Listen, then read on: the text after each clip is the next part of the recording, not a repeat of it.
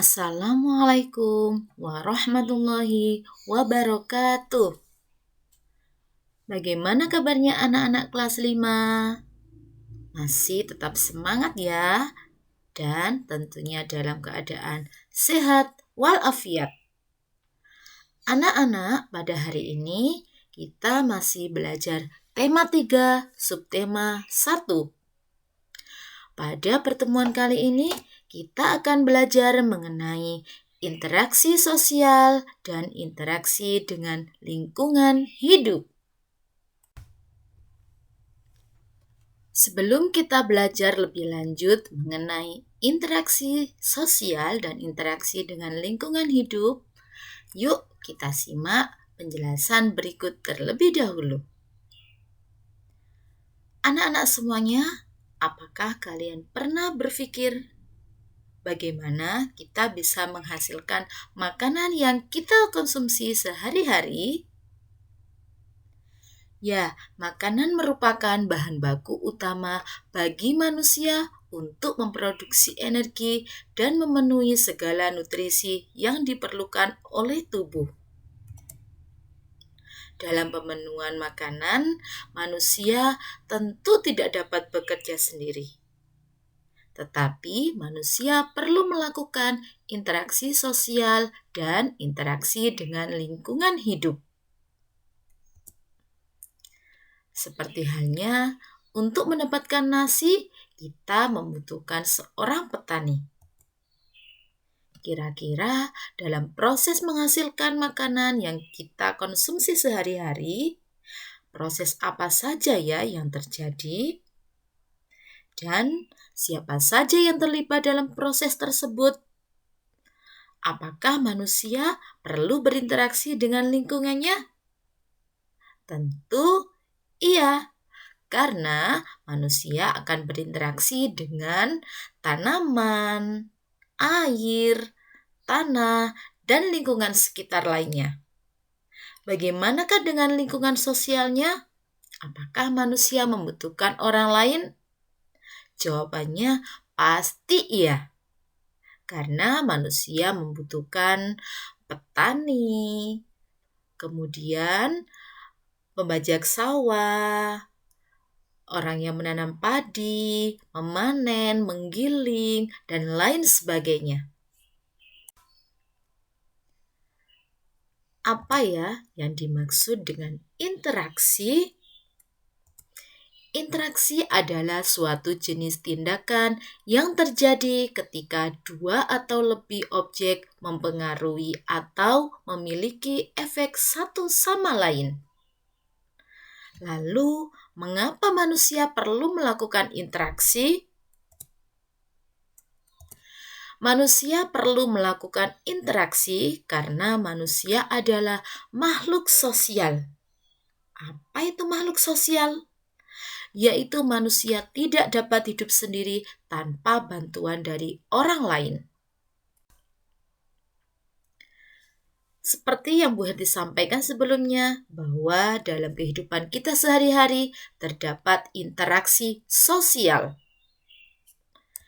Interaksi sosial adalah hubungan-hubungan sosial yang menyangkut hubungan antar individu, individu dengan kelompok, dan kelompok dengan kelompok. Interaksi sosial ini amat dibutuhkan untuk kehidupan bersama, sebab setiap individu tidak dapat hidup tanpa individu lainnya. Selain itu, ada juga interaksi dengan lingkungan hidup. Interaksi dengan lingkungan hidup merupakan interaksi yang dilakukan antara manusia dengan lingkungan yang terbentuk secara alami. Contoh lingkungan alam yang terdapat di sekitar kita yaitu gunung, sungai, rawa, dan lain sebagainya. Anak-anak, itu tadi penjelasan mengenai interaksi sosial dan interaksi dengan lingkungan hidup. Apakah anak-anak sudah bisa membedakan antara interaksi sosial dan interaksi dengan lingkungan hidup? Supaya lebih paham, mari kita simak contoh interaksi yang terjadi di lingkungan sekitar kita. Di sini ada seorang nelayan yang sedang menangkap ikan di laut. Maka interaksi sosial yang terjadi antara lain nelayan dengan nelayan. Jadi nelayan satu bekerja sama dengan nelayan lainnya untuk menangkap ikan di laut. Biasanya mereka menggunakan perahu-perahu besar. Selain itu, nelayan juga perlu bekerja sama dengan penjual ikan untuk menjual hasil tangkapannya. Sedangkan interaksi lingkungan hidup yang terjadi yaitu nelayan dengan laut. Mengapa demikian? Karena nelayan mengambil ikan dari laut. Selain itu, mereka juga memanfaatkan angin untuk berlayar.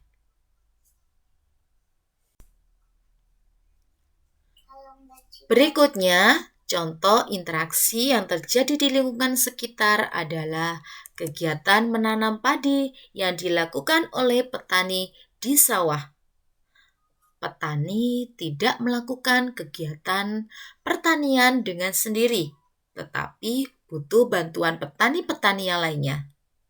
Maka terjadilah interaksi sosial, yaitu antara pemilik lahan dengan para pekerja yang mengolah sawah.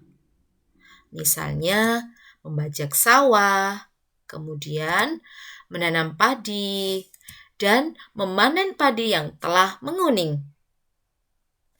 Sedangkan interaksi lingkungan hidup yang terjadi antara lain interaksi antara petani atau pengolah sawah dengan sawah yang meliputi sumber daya alam tanah, air, dan tanaman.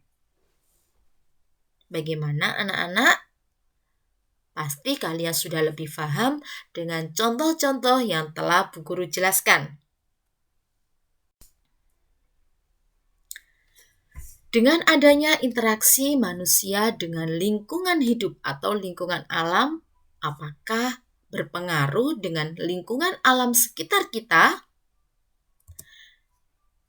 Ya, jika manusia melakukan interaksi dengan lingkungan hidup secara baik, maka lingkungan sekitar akan tetap terjaga dan manusia dapat mengambil manfaat dari lingkungan sekitar.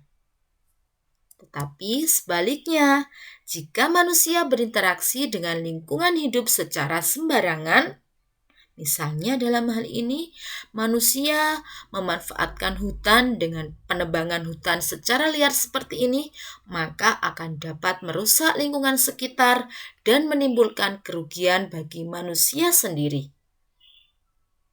Bisa difahami anak-anak semuanya? Oleh karena itu, dalam berinteraksi dengan lingkungan alam, kita harus punya aturan-aturan tertentu. Kita tidak boleh sembarangan, supaya lingkungan sekitar kita tetap lestari dan kita bisa memanfaatkannya.